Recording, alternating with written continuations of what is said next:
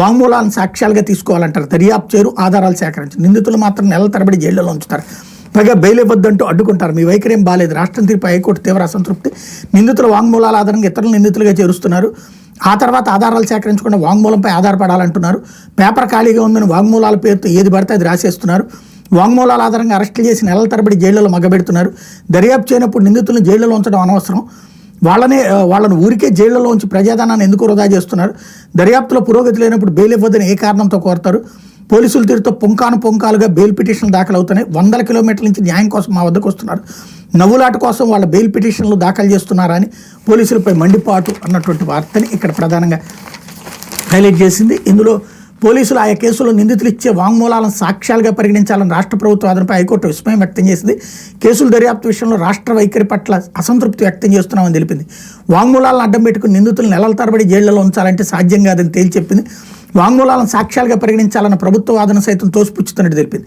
ఈ వాదంతో ఏమాత్రం ఏకీభవించలేమంది. సహనిందితుల వాంగ్మూలాలను తమను కూడా పరిగణలోకి తీసుకోవాలంటే కోర్టులు కూడా పరిగణలో తీసుకోవాలని పోలీసులు కోరుతున్నారు.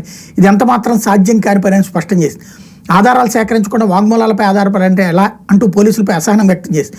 వాంగ్మూలాల ఆధారంగా ఇతరులను నిందితులుగా చేర్చి అరెస్ట్ చేస్తున్న పోలీసులు ఆ తర్వాత ఎలాంటి దర్యాప్తు చేయకుండా ఎలాంటి ఆధారాలు సేకరించకుండా నెలల తరబడి నిందితులను జైల్లో ఉంచుతున్నారంటూ ఘాటుగా వ్యాఖ్యానించి వాంగ్మూలాలు కేవలం దర్యాప్తునకు దారి చూపుతాయే తప్ప వాటిని సాక్ష్యంగా తీసుకోజాలమంది. దర్యాప్తు చేయనప్పుడు నిందితులను జైళ్లలో ఉంచడం అనవసరమని, వాళ్ళని ఊరికే జైళ్లలోంచి ప్రజల డబ్బులు ఎందుకు వృధా చేస్తున్నారని ప్రశ్నించింది. పేపర్ ఖాళీగా ఉందని వాంగ్మూలాల పేరుతో ఏది పడితే అది రాసేస్తామంటే ఎలా అంటూ నిలదీసింది. వాంగ్మూలాలను చూస్తుంటే నిందితులంతా రాష్ట్రానికి విశ్వాసపాత్రులు కనిపిస్తున్నారని వ్యంగ్యంగా వ్యాఖ్యానించి దర్యాప్తులో ఎలాంటి పురోగతి లేనప్పుడు ఏ కారణంతో బెయిల్ ఇవ్వద్దని కోర్టులు కోరతారని పోలీసులు నిలదీసింది. ఆయా కేసుల్లో రాష్ట్రం తీరు ఎంత మాత్రం సరిగా లేదని హైకోర్టు స్పష్టం చేసింది. బెయిల్ పిటిషన్ల విషయంలో రాష్ట్రం చాలా రొటీన్గా వ్యవహరిస్తోందని, దీంతో హైకోర్టులో పొంకాలుగా బెయిల్ పిటిషన్లు దాఖలు అవుతున్నాయని తెలిపింది. వీటి సంఖ్య రోజు రోజుకి పెరిగిపోతుందని ఆందోళన వ్యక్తం చేసింది. ఎన్నో 100 కిలోమీటర్ల నుంచి న్యాయం కోసం ఎంతోమంది హైకోర్టును ఆశ్రయిస్తున్నారని చెప్పింది.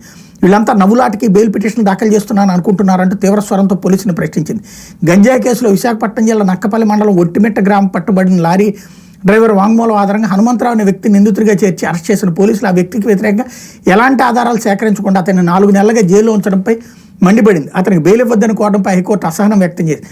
హనుమంతరావుకు షరతులతో కూడిన బెయిల్ మంజూరు చేసింది. హనుమంతరావు నుంచి ఎలాంటి గంజాయిని స్వాధీనం చేసుకోలేదని తెలిపింది. అతనికి వ్యతిరేకంగా పోలీసులు ఒక్క కాగితం ముక్క కూడా ఆధారం చూపించలేకపోయారని స్పష్టం చేసింది. ఈ మేరకు న్యాయమూర్తి డాక్టర్ జస్టిస్ వక్కలగడ్డ రాధాకృష్ణ కృపాసాగర్ శుక్రవారం ఉత్తర్వులు జారీ చేశారు. ఈ సందర్భంగా న్యాయమూర్తి జస్టిస్ కృపాసాగర్ రాష్ట్రం తీరును తీవ్రంగా గ్రహించారు. పీపీ వాదనపై అసంతృప్తి వ్యక్తం చేస్తూ దాన్ని తన ఉత్తర్వులో రికార్డు చేశారన్నటువంటి వార్తని హైలైట్ చేశారు.